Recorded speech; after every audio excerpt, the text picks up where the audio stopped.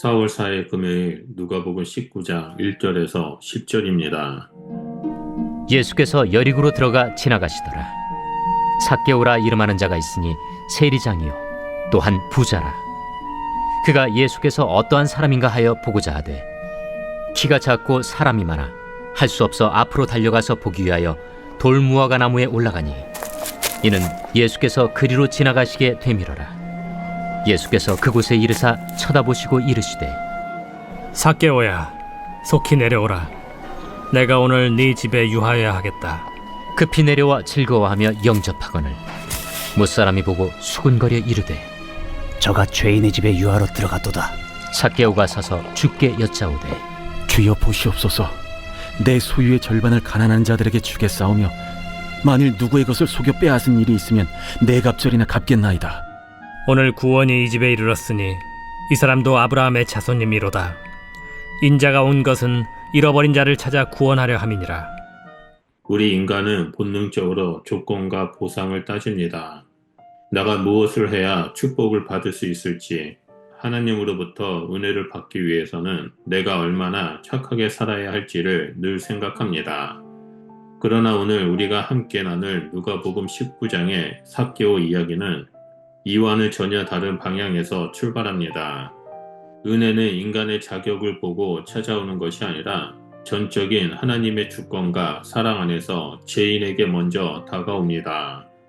삭개오라는 한 사람의 삶 속에서 찾아온 예수님의 은혜는 우리가 얼마나 먼저 하나님을 찾았는가 보다 하나님께서 얼마나 먼저 우리를 사랑하셨는가를 말해주고 있습니다. 오늘 본문을 통해 우리는 은혜의 주도권이 누구에게 있는지, 그리고 그 은혜가 인간의 삶을 어떻게 송두리째 바꾸는지를 살펴보고자 합니다. 먼저 첫 번째로 1절에서 4절을 보면 은혜를 갈망하는 마음 속에도 은혜가 일하십니다. 삭개오는 단순한 세리가 아니라 세리장이었습니다. 로마 제국의 대리인으로 동족의 피를 빨아 부를 축정한 인물이었습니다. 그는 부자가 되었지만 진정한 평안은 없었을 것입니다. 사회적으로는 철저히 고립되어 있었고 종교적으로는 부정한 자로 낙인 찍힌 존재였기 때문입니다. 그러나 그런 그의 마음속에서도 예수님이 누구신지 보고자 하는 갈망이 있었습니다. 삭개오는 키가 작았고 많은 사람들 속에 섞일 수도 없었기에 돌 무화과 나무 위로 올라가는 선택을 합니다.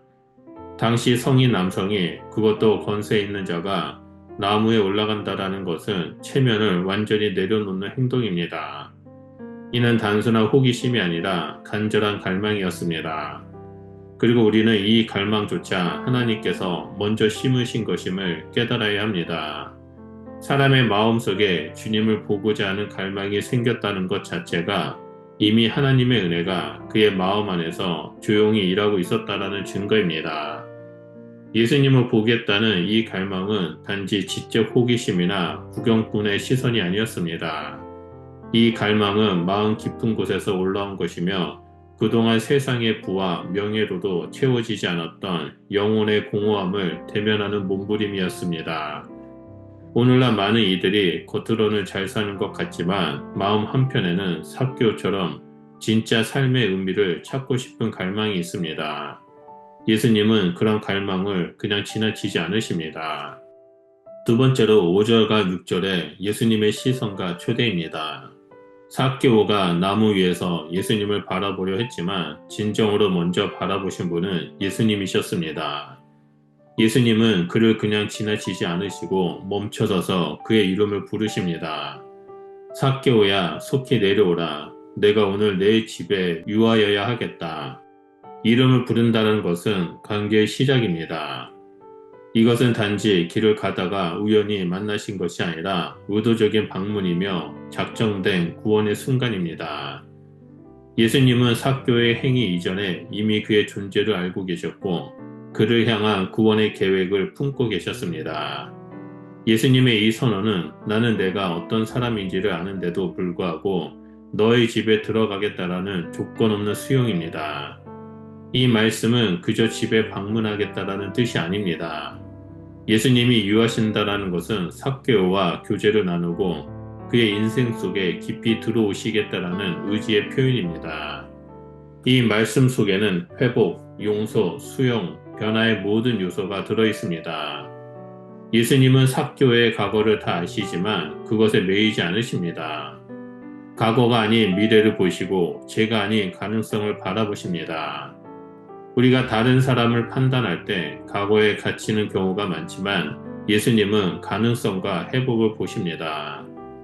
예수님의 초대는 거룩한 변화의 시작입니다. 삭개오는 예수님의 초대에 지체 없이 응합니다. 급히 내려와 즐거워하며 영접하니 이 말씀은 즉각적이고 전심 어린 반응입니다. 그는 미루지 않았습니다. 이를 통해 우리는 하나님의 초대 앞에 미루고 있지 않은가 살펴보면서 하나님의 은혜에 응답하는 자가 되어야 합니다. 오늘 이 순간 우리가 하나님의 초대에 응답한다면 하나님의 놀라운 구원의 역사가 나타날 것이라 믿습니다. 마지막 세 번째는 7절에서 10절로 은혜에 반응하는 회개의 삶입니다. 예수님을 자기 집에 모신 삭개오는 주변 사람들로부터 비난을 받습니다. 그러나 은혜는 그런 외적인 시선에 갇히지 않습니다. 삭개오는 자신이 받은 은혜에 대한 응답으로 놀라운 결단을 선포합니다. 내 소유의 절반을 가난한 사람들에게 나누어 주겠습니다. 그리고 누구의 것을 속여 빼앗는 일이 있다면 내 배로 갚겠습니다. 라고 선포합니다. 율법에 따르면 도둑질한 물건에 대해 2배로 갚는 것이 의무였습니다. 그런데 삭개오는 4배로 갚겠다라고 선언합니다. 이것은 단순한 법적 보상의 차원이 아니라 진정한 회개의 열매이며 내면의 변화가 삶의 구체적인 행동으로 나타난 것을 보입니다. 삭개오의 회개는 감정적인 슬픔으로 끝나지 않았습니다. 회개는 말이 아니라 행동으로 증명됩니다. 그는 불의하게 모은 재물을 내려놓고 가난한 이들과 억울한 사람들을 먼저 생각합니다. 이는 자기 중심적인 삶에서 이웃 중심의 삶으로 방향이 바뀐 것입니다. 단지 회개했기 때문에 구원을 받은 것이 아니라 참된 은혜를 경험했기 때문에 회개의 열매가 저절로 맺힌 것입니다. 예수님은 그런 삭개오를 향해 오늘 이 집에 구원이 이르렀다라고 선포하십니다. 여기서 구원은 단지 삭개오 개인만을 의미하지 않습니다. 그의 집 전체에 그의 영향력 아래에 있는 사람들까지 포함됩니다. 복음은 언제나 공동체적 열매를 맺습니다. 우리가 진정으로 변화되면 그 변화는 주변에 영향력을 끼칩니다. 그래서 우리를 통해 가족이, 이웃이, 공동체가 달라지게 됩니다. 삭개오의 삶의 변화는 교회와 성도의 정체성을 다시 한번 일깨워줍니다. 교회는 누구를 초대할 것인지, 우리는 어떤 이들을 향해 문을 열고 있는지, 그리고 삭개오 같은 사람, 사회적으로 배제된 사람, 도덕적으로 낙인 찍힌 이들을 품을 준비가 되어 있는지를 알려줍니다. 은혜는 먼저 다가갑니다. 따라서 교회도 성도도 소외된 자들에게 먼저 다가가야 합니다. 은혜를 경험한 자는 은혜를 나누는 자로 살아가야 합니다. 그럴 때 비로소 우리는 세상의 빛과 소금으로 은혜의 통로로 살아갈 수 있습니다.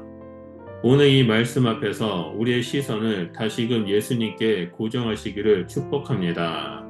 먼저 찾아오신 주님처럼 우리도 먼저 다가가며 살아가는 그리스도인이 되시기를 축복합니다.